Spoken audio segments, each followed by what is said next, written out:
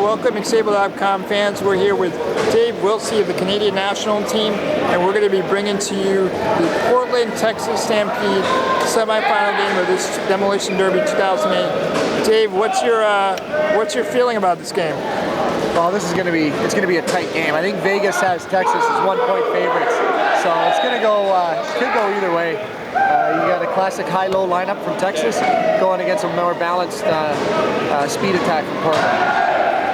Yeah, Portland has Chance Sumner, a USA player, and also Will and Seth, also on the USA team.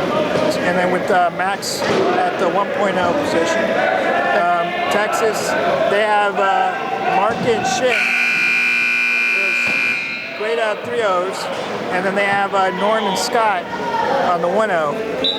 That's right. The starting 8 players, only Max is the odd man out, not going to Beijing. So, and he's a high-quality 1-pointer. So, yeah, it's going to be fast and hard-hitting. Yeah, it should be a good one. A good preview of what we're going to expect in the Paralympics. Look for Texas to steal the jump. They're going to try and steal the jump here. And we're off. Okay, Portland gets it out. First point. Let's see what kind of press they're going to set up with here. Try to bring Shin down low.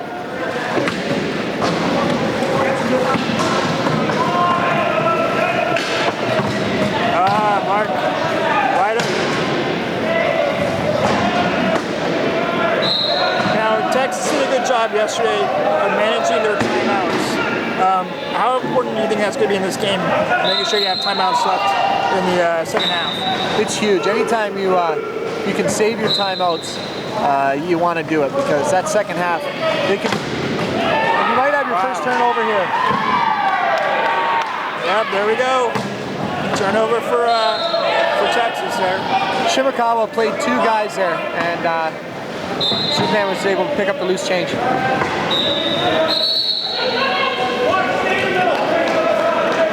We have a timeout there called by Mark Zupan. That was an interesting timeout. Why did he call that? He was being forced out of bounds, and after you receive a turnover, you want to make sure you score. So he took good advantage and used the timeout. Now, if the guy pushes you out of bounds, that's a turnover. Yes, it is. If you have the ball. It's also a turnover if you don't have the ball and you use the out of bounds as an advantage. That's what makes this game so great, is a lot of banging, a lot of pushing. You know, it's very exciting. Now, they say the bark is worse than the bite. Have you ever been hit so hard that you just couldn't see straight? Well, yeah, just a couple concussions, but I've been playing 9 years, so 10 years now, so it's the ones that you don't see coming from behind that are the dangerous ones. If you see a hit coming and you're well braced, the chair takes 95% of the abuse. Texas gets the point. Normie sneaks in the back door there. Sometimes you're so fixed on their high pointers that they get some cheap ones like that. Well, you know, the little pointers, they gotta get some action. They gotta score sometimes. This is what Portland wants. Space them out. Make Shimakawa play 2. Now that more balanced attack, does that help them spread out more? Yeah, they got to keep their spacing. That's key for Portland. Now, why has Shimakawa been verified as the fastest player in the world? But everybody says it's the fastest guy in the world. I mean, I'd like to have a man-up race. There's a young kid from Australia, Riley Batt, who's really coming on strong. Will Gould and Brian Kirkland and Fabian from Canada. I'd like to see all those guys go at it. Yeah, Fabian Lavoie, that guy is fast. That's right. I mean, I saw him and Shimakawa going, toe for toe. All right, Portland's coming down here. They spaced it out again. I'm surprised to see Portland not going back and running some key defense right away with the Chance, the big guy in the middle. Maybe look for them to do that later.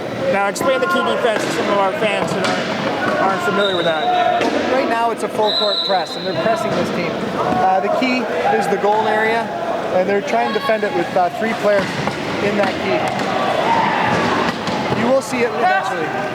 He's in trouble there.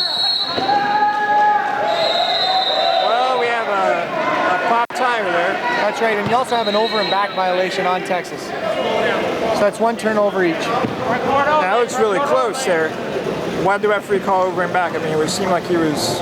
That's right. Well, Mark caught the ball in the backcourt, proceeded in the front court, and then got hit back into the backcourt. Just like basketball, except we're allowed to hit for the over and back. Gotcha.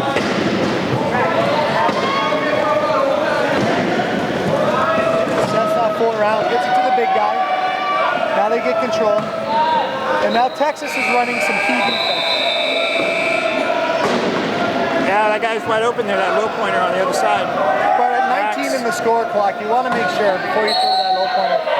Oh, jump ball. I'd also like to point out you have one of the top referees in the world, Gilles Briere, who's roughed the last 3 Paralympic gold medals, I do believe. Yeah, the refs still get a lot of recognition, so that's good there. All right, Texas with the ball again. Look at the patience on Mark, waiting for his fingers. There he goes, and now he's got half. Yeah, it was great by Norm. That's right. Shin wide open.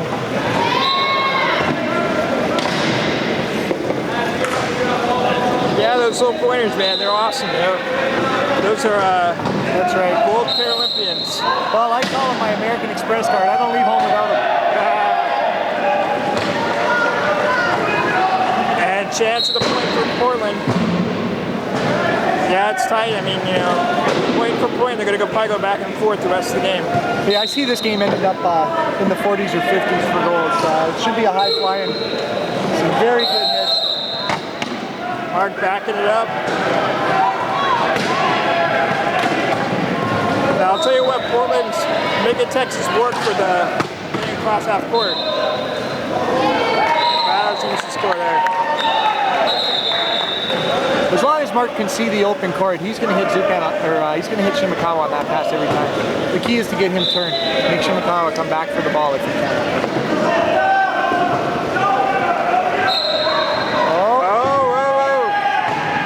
Turnover. And Mark goes in for the point. That might be Seth not playing too much with Chance, as Chance usually plays with Denver. He's got to count on Chance's height and just get the ball into him. Now, Chance a part of the Denver team officially or the Portland team officially? Officially, he's with the Denver team, reigning U.S. champs. And but Ian Chan usually plays for Portland, but he's playing with the Canadian national team at this tournament. So they picked up Chance on there. That makes sense. Yeah, it was a little confusing because you know new fans in sports saw him in the rock and roll with Denver. Now they say with Portland. We got some battling here back and forth. This could be trouble. This could be trouble. But Texas remains with the ball. Anytime you can force the give and go between 2 low pointers, it's not what Texas wants. Although they are 2 very, very talented low pointers. Yeah. Yeah, if you're going to have low pointers soon, those are the guys. That's right. Texas up 7-5. 5 minutes left in the game. In the first period.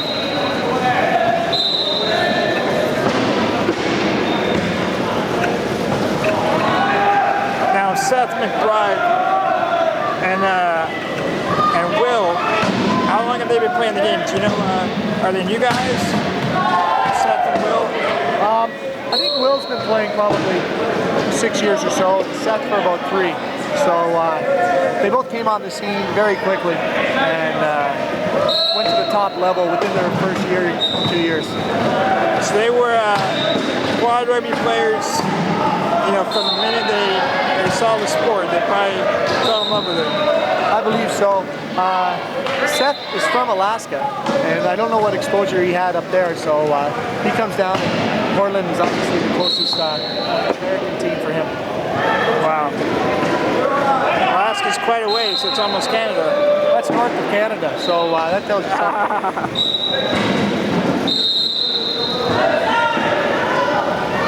Well, it's a 2-point game right now, but a lot of running up and down, a lot of scoring. That's right. A lot lot of gratuitous contact here. And the refs are letting these guys play. You're not supposed to have contact before the whistle, but you have to gain a clear advantage from that contact.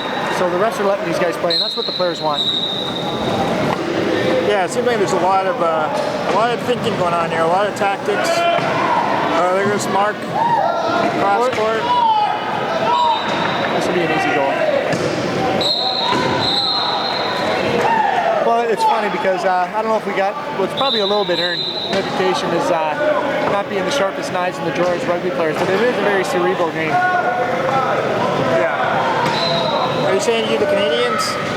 What's that? Saying you the Canadians? I was talking about all quad rugby players. Oh, okay. No, I think you guys are just as smart as any of the Oh, this may be another turnover. Whoa! It's not an over and back though. He can pick it up. He can pick it up. Oh no, he it's doesn't not. get it. It was not. It was flipped off by Texas. Take your time. They've still got lots of time. 25 seconds. That's right. They got plenty of time. And that's experience, sir. Not panicking. Now, what happened there with Scott? Why wasn't he able to get the ball? We'll cut him off. He just didn't have the speed or the function level to go attack that ball. And he would have.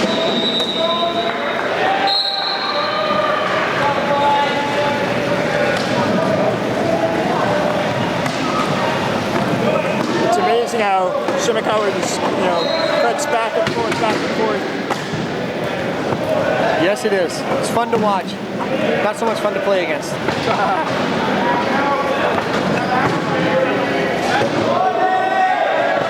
Subban comes around. Oh, easy score. Maybe not. I am still very surprised that Portland is not dropping back in the key. But I'm not going to second guess either one of these coaches. These are two of the best coaches around. It's Coach Gumby, head coach of the U.S. team, coach in Texas, and Ed Sir for Portland. So now, why would it be better to sit back than sit in the key and defend more that way? What's the advantage? Well, Texas, Portland has a definite height advantage, which might come into factor when you're all in close quarters. But the speed of Texas when it's spaced out on the open floor, I'm sure they have a solid team. Oh, Martin Subban backs it out. They're going backwards a lot in this game. Oh, wow. Lance with the reach around. Here we go. Mark's not happy about that one. No. Here's another advantage that Portland has. They will sub players in and out, as Texas will run with their 4 players pretty much the whole game. Yeah, you don't see a lot of Jesse Hano or Austin Kogar or any of the other guys. Well, they're all up and comers, and you will see that Jesse's a big kid. Looks like a linebacker. Should be from Oklahoma, I think. Yeah, the guy's huge. And you will definitely see him in the future. He's just not quite ready for the prime time yet.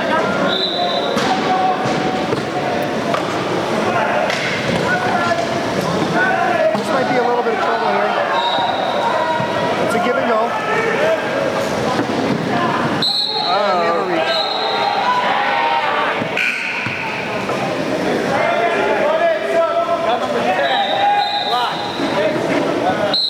We have Lynn Nelson coming in for Chance Sumner. Lynn's the other 3-0. And Lynn was a national team member for a couple of years. He's got a lot of talent. A different player than Chance. He's more of a side-to-side lateral player. Well, there's a definite difference in size. Chance is a very big guy, whereas Lynn might look like a little bit of a quicker, more about speed. He's very quick laterally.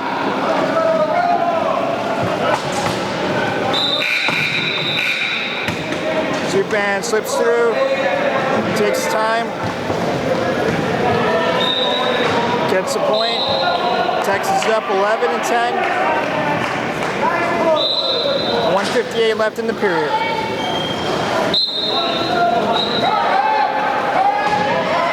Seth McBride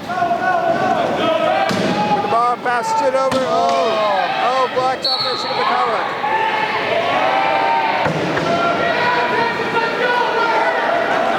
All right, there's a conversation. What's going on here? Oh, they're fighting for it. Backcourt violation. And it was a backcourt violation because Seth McBride bounced the ball after the contact by Texas, but he was on the other side of half. So There you go. Dave's on the side of the referees. first time for everything. Tex with a chance. They go up by 2. All right, 12-10.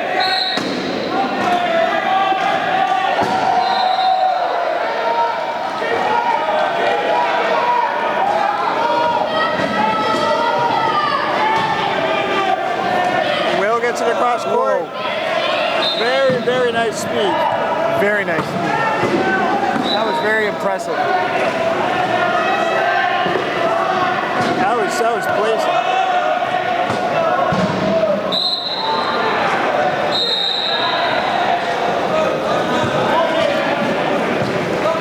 All right, Mark looks a little blocked in here. Now you can see why I'd like Will in that race for fastest player too. That Will is. Whoa. Not afraid to bring it either. Texas wants to score with about 55 seconds. That'll give them a 2-for-1 goal advantage before the end of the quarter. Now, it's really interesting how time, when you score, how you score, it's all very important in quad rugby. It's not just scoring at will. That's right. See, right now, there's 48 seconds on the clock. The opponents can't go for last goal without leaving quite a bit of time on the clock.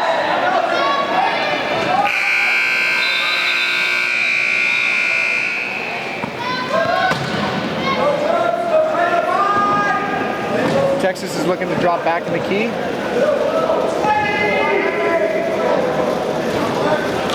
Now, Texas, they still want to score. If they get the ball back soon enough.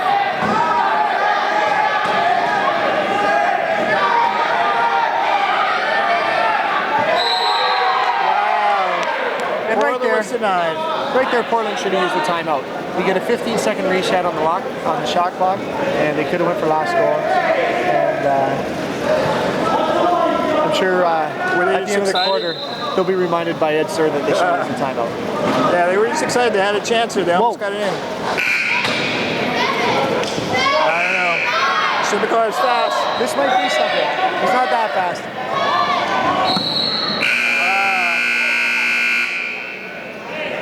Shimakawa was taking a well-deserved break. Yeah, he's taking a break.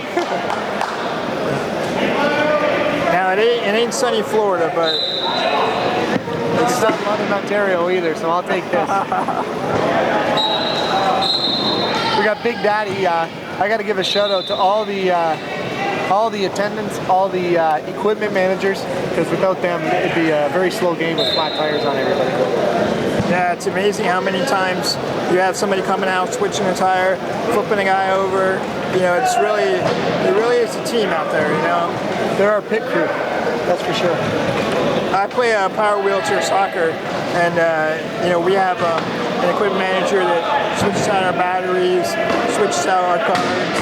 We have the same kind of immediate needs between periods and between quarters, and it's incredible. It's invaluable. Without them, and there are we call them our walkies. Without our walkies, we'd be screwed. That's right.